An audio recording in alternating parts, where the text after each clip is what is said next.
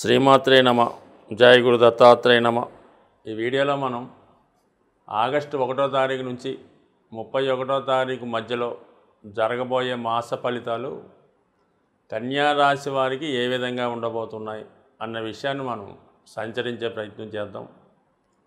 కన్యా రాశి వారి యొక్క ఈ వారం గోచార గ్రహస్థితి గమనిస్తే రాశి అందే కేతుగ్రహ సంచారం, 6వ స్థానంలో శని వక్రి, సప్తమంలో రాహు, భాగ్యంలో గురు కుజులు, లాభంలో రవి, వ్యయంలో బుధ శుక్రుడు. ఇక ఫలితాలు పరిశీలించినప్పుడు ప్రస్తుతం రాశి యందు సంచరిస్తున్నటువంటి కేతు భగవానుడు హస్తా నక్షత్రం మీద మారడం జరిగింది. ఈ కారణం వల్ల ఏంటంటే జాతకుడు తొందరగా ఒక నిర్ణయానికి రాలేకపోతుంటాడు. వచ్చిన ప్రతి అవకాశాన్ని 10 రకాలుగా ఆలోచిస్తూ సరైనటువంటి నిర్ణయం తీసుకోలేకపోతుంటాడు. ఆ కారణం వల్ల ఏంటంటే కొన్ని మంచి అవకాశాలు పోగొట్టుకోవడం జరుగుతూ ఉంటుంది. అందుకని ఏంటంటే ఈ సమయంలో ఈ రాశివారు ఏంటంటే షేర్ మార్కెట్, స్పెక్యులేషన్ లాంటి జోలికి ఎప్పుడు వెళ్ళొద్దు. ఏదన్నా మీకు నిర్ణయం తీసుకోవాలనుకున్నప్పుడు అది ఖచ్చితంగా మీకు శ్రేయోభిలాషులైన వారి దగ్గర నిర్ణయం తీసుకొని వాళ్ళ అనుకున్న ప్రకారం వెళ్తే మంచిది తప్ప మీ నిర్ణయం కొన్నాళ్ళ వరకు అంత అనుకూలం కాదు. ఇక లగ్న దశమాధిపతిగా ఉన్నటువంటి శుక్రుడు 12వ స్థానంలో ఉంటూ ధన భాగ్యాధిపతి శుక్రుడు బుధుడు కూడా కలిసి ఉన్నారన్నమాట. ఇది ఒక అద్భుతమైనటువంటి ఉన్నత విద్యా యోగం. అది దూర ప్రాంతంలో ఎవరైతే విద్యను అభ్యసిద్దాం అనుకున్నారో అది విదేశం అవ్వచ్చు, ఇతర రాష్ట్రం అవ్వచ్చు, వాళ్ళకి ఇది మంచి అవకాశం అన్నమాట. ఇది ముఖ్యంగా స్త్రీలకు ఎక్కువగా ఉన్నత విద్యా అవకాశాలు లభిస్తాయి. ముఖ్యంగా పీజీ లాంటి కోర్సుల్లో ఈజీగా ప్రవేశం లభించే అవకాశం ఉంది. అది వ్యయభావం అవడం వల్ల దూర ప్రాంతం అవుతుంది. అలాగే ఉద్యోగం మారదాం అనుకున్న వాళ్ళకి కూడా ఇది కొంతవరకు మంచి అవకాశాలు ఇవ్వడం జరుగుతూ ఉంటుంది. శుక్రుడు వ్యయంలో ఉన్నప్పుడు వ్యక్తిగతంగా ఖర్చులు చాలా ఎక్కువగా పెరుగుతూ ఉంటాయి. జాతకుడు గతంలో కన్నా కొద్దిగా బెటర్ లైఫ్ జీవన విధానం మార్చుకొని కొంత విలువైనటువంటి వస్త్రాలు, అలాగే ఆహారపు అలవాట్లు, దైనందిన జీవితంలో మంచి వాహన యోగం, ఇవన్నీ జాతకుడికి సౌకర్యాలు ఎక్కువగా పెరిగే అవకాశం ఉంది. దాని లైఫ్ని చాలా హ్యాపీగా, ఆనందంగా, సంతోషంగా గడిపే అవకాశం ఉంటుంది. మరి లాభస్థానంలో రవి సంచారం కూడా జాతకుడికి వృత్తిపరమైనటువంటి ఆదాయం, స్వయం కృషి వల్ల ఆదాయం లభిస్తూ ఉంటుంది. అలాగే ప్రభుత్వ పథకాల ద్వారా విద్యార్థులకైతే స్కాలర్షిప్ ద్వారా, లేదంటే తండ్రి గారి ద్వారా, సంతానం ద్వారా సమయానికి తగు విధంగా ఆర్థిక సహకారం లభించే అవకాశం ఉంటుంది. అలాగే ప్రభుత్వ అధికారుల సహకారం కూడా మీకు 100% లభిస్తూ ఉంటుంది. ఈ సమయంలో మీరు ఏదైనా ప్రభుత్వానికి సంబంధించినటువంటి పనులు ఏమైనా ఉంటే అవి కంప్లీట్గా పూర్తయ్యే అవకాశం ఉంటుంది. ఇక ఆగస్టు 16 తర్వాత ఏమవుతుందంటే మరి 12వ స్థానంలోకి రవి రావడం వల్ల కొంత ఖర్చుల యొక్క ఒత్తిడి పెరుగుతుంది అన్నమాట. ప్రభుత్వానికి చెల్లించినటువంటి ఇన్కమ్ ట్యాక్స్, జిఎస్టీ లాంటివి, అలాగే పెద్దవారికి ఏదైనా అనారోగ్య సమస్యల వల్ల హాస్పిటల్ ఖర్చులు, అలాగే ఏమైనా చిన్న చిన్న ఖర్చులు గవర్నమెంట్ సంబంధించినవి కూడా జరిగే అవకాశం ఉంది. కాబట్టి చిన్న చిన్న ఖర్చులన్నీ అవుతాయి. కాబట్టి జాగ్రత్తగా ఫైనాన్స్ ప్లాన్ వేసుకోవడం అన్నది ఉత్తమంగా బాగుంటుంది. ముఖ్యంగా ఏంటంటే 9వ స్థానంలో కుజ శుక్రుడు, గురువు భాగ్యస్థానం మంచిదే. చతుర్థాధిపతిగా, సప్తమాధిపతిగా ఉన్నటువంటి గురువు భాగ్యస్థానంలో ఉండడం వల్ల ఖచ్చితంగా జీవిత భాగస్వామికి అభివృద్ధి కలుగుతుంది. వాళ్ళకి ఏమైనా విదేశ అవకాశాలు కానీ, దూర ప్రాంత అవకాశాలు కానీ వచ్చే అవకాశం ఉంటుంది. సో ఇది కొంతవరకు అనుకూలంగా ఉంటుంది. అది ఎక్కువగా ఏంటంటే ఈ రాశిలో కేతువు, 9లో గురువు, 9లో ఉన్నటువంటి గురువు రాశిని వీక్షించడం వల్ల జాతకుడికి దైవభక్తి ఎక్కువగా పెరుగుతుంది. అలాగే పెద్దవాళ్ళు ఎవరన్నా ఉంటే వాళ్ళు ఏదైనా పుణ్యక్షేత్రాలు దర్శించే ప్రయత్నం చేయొచ్చు. కొంతకాలం పాటు ఏదైనా ఆశ్రమంలోనో ఓ ప్రశాంతమైనటువంటి చోట్ల విశ్రాంతి తీసుకునే అవకాశం ఉంటుంది. లేదంటే కొంతమంది ఏదైనా ప్రకృతి ఆశ్రమంలో చేరి అక్కడ వైద్యం లాంటివి చేసుకునే అవకాశం ఉంది. ఏదైనా జాతకుడు ఆధ్యాత్మిక చింతన పెరుగుతుంది, పుణ్యక్షేత్రాలు దర్శిస్తారు, చాలా వరకు తన దగ్గర ఉన్నటువంటి సంపదను ధనాన్ని ఇతరులకి కొంతవరకు సహకరించడం కానీ ఎవరికన్నా గుప్తదానం చేయడం కానీ జరిగే అవకాశాలు కూడా ఎక్కువగా ఉంటాయి. బట్ ఏదైనా ఇది ఒక వరకు ఈ గురు భాగ్యస్థితి జాతకుడికి ఆధ్యాత్మిక చింతన పెరుగుతుంది. ఎవరైనా ఆధ్యాత్మిక రంగంలో ఉన్న వాళ్ళకి తగిన గుర్తింపు వస్తుంది. ఎవరైతే ఈ ఎండోమెంట్స్ డిపార్ట్మెంట్లో ఉద్యోగం కొరకు ప్రయత్నం చేస్తున్నారో ఈ దేవస్థానాలు వాటిలో ఉన్న వాళ్ళకి ఉద్యోగపరమైన అభివృద్ధి కూడా ఈ సమయంలో వచ్చే అవకాశం ఉంటుంది. సో ఏదైనా మనకి కుజుడు భాగ్యస్థానంలో ఉండడం కూడా ఒక విధంగా తృతీయాధిపతి భాగ్యస్థానంలో ఉన్నప్పుడు ఏంటంటే జాతకుడు అనుకోకుండా ప్రయాణాలు చేయవలసి ఉంటుంది. అది దూర ప్రాంత ప్రయాణం అవ్వచ్చు, వృత్తిపరమైన ప్రయాణం చేయొచ్చు. బట్ ఏదైనా భాగ్యస్థానంలో ఉన్న గ్రహాలు ఆ కారకత్వాల ద్వారా మనకి ఏదో ఒక అదృష్టాన్ని కలిగిస్తూ ఉంటాయి. అంటే గురువు కుజుడు రెండు కూడా ఏంటంటే పిల్లలకి చాలా వరకు అభివృద్ధికరంగా ఉంటుంది.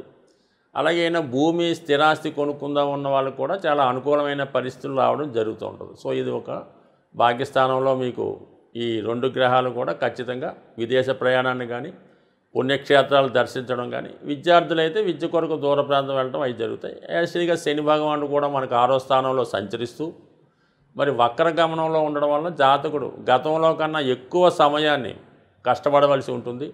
అలాగే అదనపు ఆదాయం కొరకు కూడా జాతకుడు చేసే ప్రయత్నాలు చాలా వరకు ఫలించే అవకాశం ఉంది. అయితే వక్రగమనంలో ఉన్నటువంటి శని భగవానుడు పంచమ స్థాన ఫలితం కూడా ఇస్తాడు కాబట్టి స్పెక్యులేషను షేర్ మార్కెట్ జోలికి వెళ్లకుండా ఉండడం, పైపెచ్చి ఎవరికి కూడా ఆ విషయంలో సలహాలు ఇవ్వకుండా ఉంటే మంచిది.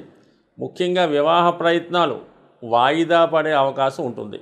దాన్ని బట్టి మాత్రం కొంత బాగా శ్రద్ధ పెడితే తప్ప మరి రేపు ఈ ఆగస్టు నెలలో ఎవరైతే వివాహం కొరకు ఎదురు చూస్తున్నారో వాళ్ళకి కొద్దిపాటి అవాంతరాలు కానీ చికాకులు కానీ ఇబ్బందులు కానీ వచ్చే అవకాశం ఉంది. కాబట్టి చిన్న చిన్న సమస్యలు ఉంటే సర్దుకోవాలి తప్ప దాని కొరకు వివాహాన్ని వాయిదా వేసుకోవడం కానీ తర్వాత వదులుకోవడం కానీ చేయొద్దు. సో ఏదైనా నిర్ణయం కరెక్ట్గా తీసుకోలేకపోతుంటారు కాబట్టి ఏదన్నా సమస్య వచ్చినప్పుడు మీరు ఖచ్చితంగా పెద్దలతో సంప్రదించి దాన్ని పరిష్కరించుకుంటే మంచిది. సాధారణంగా ద్వాదశ రాశుల వారికి కూడా ఎక్కువ సమస్యలు అన్నది రుణ సమస్యలు ఎక్కువగా ఇబ్బంది పడడం జరుగుతూ ఉంటుంది. ఆ రుణ సమస్యల పరిష్కారానికి మరి ఈ నెలలో మీకు చాలా సక్సెస్ఫుల్గా 100కి 100% జరిగే రెమెడీ ఒకటి మీకు చెప్పడం జరుగుతుంది. అది జాగ్రత్తగా మీరు చేయడం వల్ల ఈ రుణ సమస్యల నుంచి బయటపడే మార్గం కనబడుతుంది. దానికి ఏం చేయాలంటే మీరు మంగళవారం రోజు సింధూరం అంటే మామూలుగా ఒక మంచి సింధూరం ట్రై చేసుకోవాలి. మనకి మామూలు చిన్న చిన్న పూజా స్టోర్లో దొరికే కల్తీ సింధూరం కాకుండా కొద్దిగా ఫేమస్గా ఉన్నటువంటి దాంట్లో షాపుల్లో మంచి సింధూరం అన్నది లభిస్తూ ఉంటుంది. దానికి అంటే మీరు మనం చేయట్లేదు, ఆ టెంపుల్లో పూజారి గారికి ఇవ్వడం వల్ల ఆ సింధూరంకి మామూలుగా ఈ సంపంగి నూనె అని మల్లె నూనె అని బాగా మంచి స్మెల్ వచ్చే ఆయిల్స్ ఉంటాయి. దొరికితే చామంతి నూనె లేదంటే మల్లె మొగ్గల నుంచి తయారు చేసిన నూనె లేదంటే సంపంగి నూనె, అది కొంతవరకు కొంత ఖరీదైనా కూడా ఎంతైతే మరి ఆంజనేయ స్వామి యొక్క విగ్రహం ఉంటుందో ఆ విగ్రహానికి చక్కగా ఈ సింధూరం ఆ సుగంధ తైలం కలిపి మొత్తం లేపనంలా చేస్తారు. మనకి ఇక్కడ ఆంధ్ర తెలంగాణ ప్రాంతంలో అయితే దాన్ని అభిషేకం అంటారు. ఆ విధంగా సింధూరంతో ఈ తైలం కలిపి ఆంజనేయ స్వామి విగ్రహానికి సంపూర్ణంగా అలంకరించడం వల్ల అలంకరించిన తర్వాత తమలపాకుల మాల స్వామికి అర్పించిన వల్ల ఖచ్చితంగా మీకు దాని తర్వాత ఏం చేయాలంటే మీరు అది ఆలయమైనా బయట ఉన్నటువంటి ఆంజనేయ స్వామి ఆలయమైనా 108 ప్రదక్షిణలు చేయవలసి ఉంటుంది. ఎలాగా చాలా అతి వేగంగా ఆంజనేయ స్వామి ఎంత వేగంగా ప్రయాణిస్తాడో మీ యొక్క ఓపికను బట్టి 108 ప్రదక్షిణలు అతి శీఘ్రంగా చేయడం వల్ల మీలో ఒక శక్తి ఆవహించి రుణ సమస్యలు ఉన్న వాళ్ళకి రుణ సమస్యలు తీరే మార్గం కనబడుతుంది. అలాగే ఉద్యోగ ప్రయత్నం కూడా దీనివల్ల ఫలించే అవకాశం ఉన్నది. సో ఇది స్త్రీలకు కొంతవరకు ఇబ్బందికరంగా ఉంటే, స్త్రీలైతే పౌర్ణమి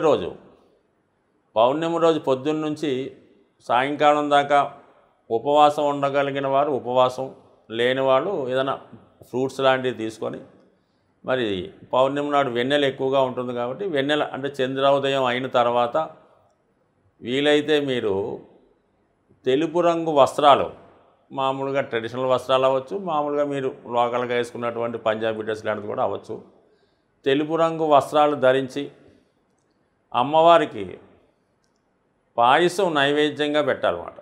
పాయసం నైవేద్యంగా పెట్టి అదే వెన్నెల్లో కానీ లేదంటే అమ్మవారి దగ్గర లలితా సహస్రనామాన్ని సంపూర్ణంగా పారాయణ చేసి ఆ యొక్క ప్రసాదాన్ని కేవలం మీ యొక్క కుటుంబ సభ్యులు మాత్రమే సేకరించడం వల్ల కూడా మరి మీకు వివాహ సమస్య ఉన్నా, రుణ సమస్యలు ఉన్నా కంపల్సరీగా మీకు దాని నుంచి బయటపడే మార్గం కనబడే అవకాశం ఉన్నది. సో ఇది ఒకటి వివరంగా చేయండి. ఎంత పెద్ద రెమెడీ చేయలేని వాళ్ళు ఏం చేస్తారంటే మామూలుగా సింధూరాన్ని చక్కగా కొబ్బరి నూనెలో కలిపి ఒక 108 తమలపాకులు తీసుకొని ప్రతి తమలపాకు మీద సింధూరంతో ఒక చిన్నగా ఒక మనకి ఈ ఉంగరం వేలుతో చిన్న గీతలా గీసి ప్రతి ఒక తమలపాకు ఒక ఆంజనేయ స్వామి యొక్క నామంతో లేదంటే శ్రీరామ అని స్వామి పాదాల దగ్గర ఉంచి మీ యొక్క కోరిక చెప్పుకోవడం వల్ల 100% మరి ఏదైనా ఆంజనేయ స్వామికి తమలపాకులు ఏ విధంగా సమర్పించినా మీరు ఏ ప్రయత్నం చేసినా స్వామికి చెప్పుకుంటే అది ఖచ్చితంగా తీరే అవకాశం ఉంది. అది ఒకటి న్యాయబద్ధంగా ఉండాలి తప్ప అన్యాయబద్ధంగా ఉంటే మాత్రం అది తిరిగి మీకే ప్రమాదం అయ్యే అవకాశం ఉంది. స్వస్తి.